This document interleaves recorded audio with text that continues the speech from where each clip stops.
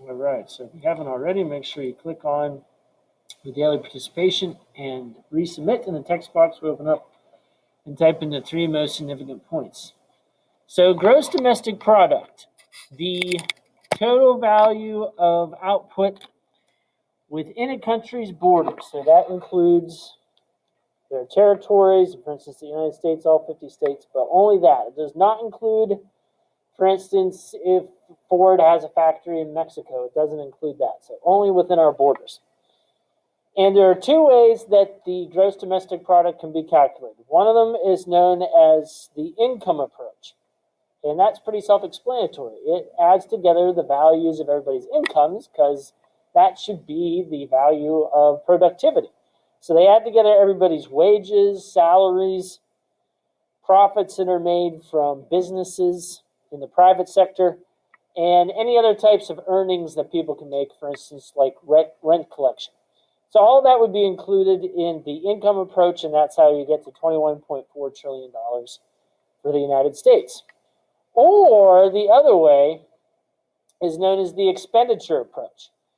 And it adds together household spending, so what consumers purchase, plus investment, so money put into stocks, as an example, plus government spending, which they are the biggest consumer, particularly the American government, and then net exports are all added together. Now, net exports, the reason why net is on there is because if you export less than you import, it actually is a negative number, so it can decrease your GDP. For instance, the United States has a trade deficit. So either of those ways gets to the $21.4 trillion, give or take some here or there, but ultimately they come up with virtually the same number. Depending upon how much time you have, it depends upon which method you use. The GDP is calculated in a raw form as the nominal GDP. So that's the number that they come up with first. If they want to use it without inflation, then it's known as the real GDP.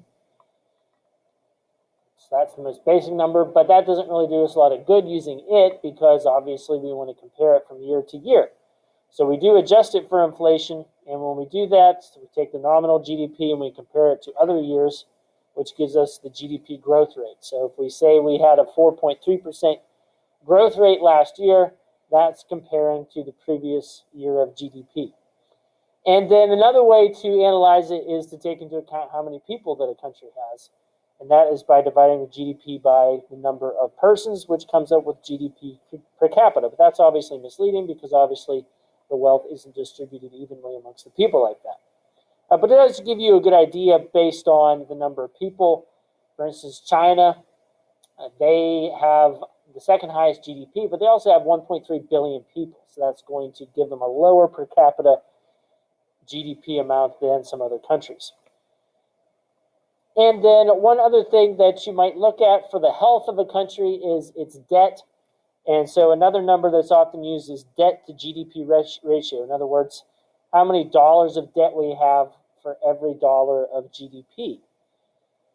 And obviously, the higher that number is, the more debt that a country has, which means the less it can borrow perhaps in the future, or the more that they're making an interest payment. So that tells you a little bit about the health of a nation as well. So all these kinds of things are looked at, and one of the ones that I mentioned briefly in the bell ringer was the purchasing power parity, which is taking the per capita and then seeing how much you can buy with those items. So Japan, for instance, has a high GDP, but things are extremely expensive there because it's an archipelago country with limited resources and space. And so you can't buy nearly as much in Japan with that money. So it might look like they have a high GDP per capita, but once you adjust it for the purchasing power parity, how much they can buy, it isn't as impressive. Does anybody have any questions about any of that? And tomorrow we'll talk about some of the flaws with the gross domestic product. So right now you can go ahead and submit those 3 points if you haven't already.